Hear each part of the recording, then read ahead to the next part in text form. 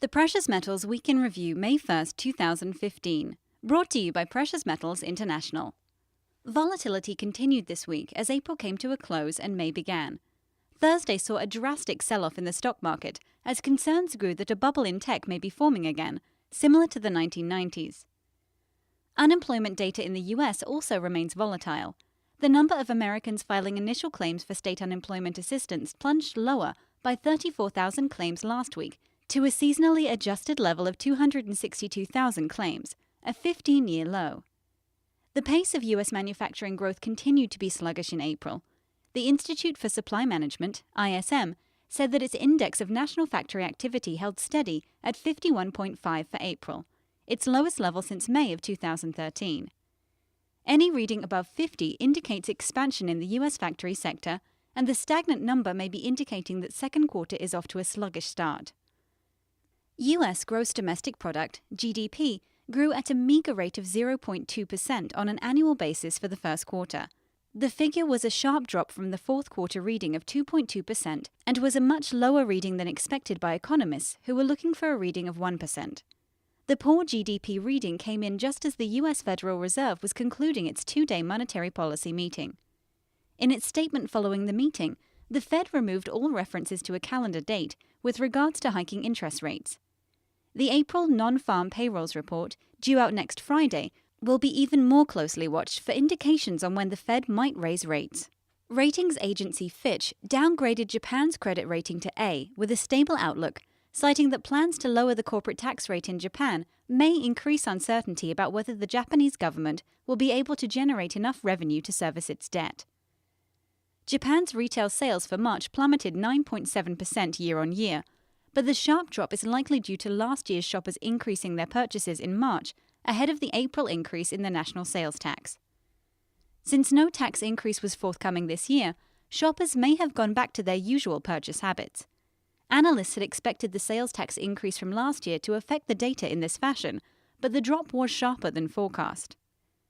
The Bank of Japan, BOJ, chose to keep monetary policy steady this week, but followed through on expectations for cutting its forecasts on economic growth and inflation. The BOJ cut its forecast for the Core Consumer Price Index, CPI, to 0.8 for fiscal year 2015, but maintained that it should be able to hit 2% on core CPI in fiscal year 2016. Elsewhere in Asia, China released its official figures for the Purchasing Managers' Index this week, and it came in at 50.1 for April, slightly better than expectations forecast by a Reuters poll, but still showing that economic growth in China remained sluggish. In Europe on Thursday, Greece was struggling to make payments to over 2 million pensioners and said that a technical hitch had caused a delay in payments earlier in the week. An official with knowledge of the government's cash positions told the Financial Times that there had been no technical hitch. The anonymous official said the payments were held up earlier in the week because the state pension funds were still missing several hundred million euros on Tuesday morning. Reports also surfaced this week that a deal might be near completion between Greece and its international lenders, but an anonymous Eurozone official told CNBC on Thursday that reports of an agreement to aim for a deal on Sunday were a misunderstanding and not accurate. Greece has yet to produce a suitable set of reforms that would satisfy its international lenders and allow the release of another bailout payment, which the debt-laden country desperately needs. Crude oil prices continue to see support this week as tensions between Iran and the West escalated. Iran seized a Marshall Islands-flagged cargo ship that was traveling through the Strait of Hormuz under claims that it was trespassing in its territorial waters. The vessel was not a U.S. ship, but the U.S. has apparently moved additional naval forces into the region in response to the incident. Brent crude oil prices hit a 2015 high of $66.93 this week, as concerns that global supplies might tighten further set in. The euro saw a recovery against the US dollar this week, sparking discussions that the embattled currency may not be heading for parity with the dollar after all. The euro appears set to close the week higher against the US dollar. The Japanese yen trended sideways against the US dollar for much of the week, but saw a steep drop on Thursday that it did not fully recover from on Friday. The yen appears set to close the week lower against the US dollar. Volatility should be expected to continue.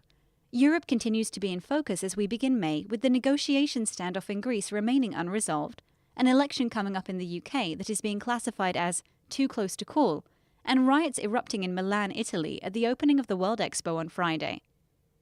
In Greece, an anonymous government official confirmed to the Financial Times that delays in payouts of state pension funds earlier this week were the result of a shortage of cash, not a technical hitch, as the official government explanation said. Earlier in the week, firebrand Greek Finance Minister Yanis Varoufakis was pushed to the background in negotiations between Greece and its international lenders as a new negotiation team, led by Deputy Foreign Minister for Economic Affairs Euclid Sakalotos, arrived in Brussels for further talks on required reforms that would result in the release of an additional bailout payment to Greece. In the UK, elections take place on May 7th, and neither of the two historically dominant parties, Labour and the Conservative Party, may win enough seats to form a government. Such an event could lead to weeks of political uncertainty in the UK, as alliances are negotiated with smaller parties to form a functional government. The uncertainty surrounding the elections has already apparently had an effect on the property market in the UK, as people appear to be holding off on home purchases in advance of the election.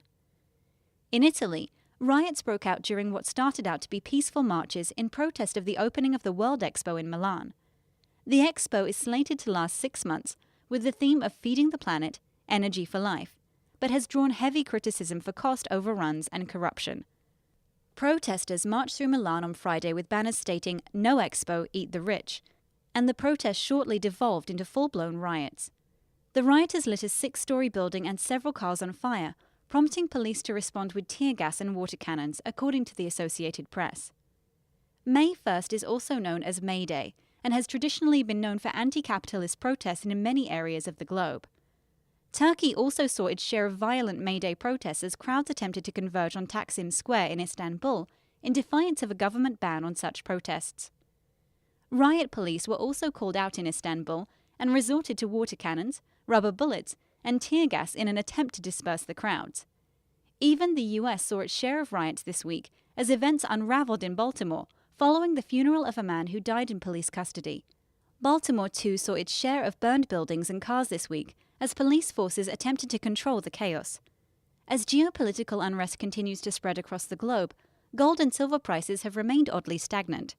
London metals trader Andrew Maguire gave a stunning interview to King World News this week over the recent activity in the precious metals market.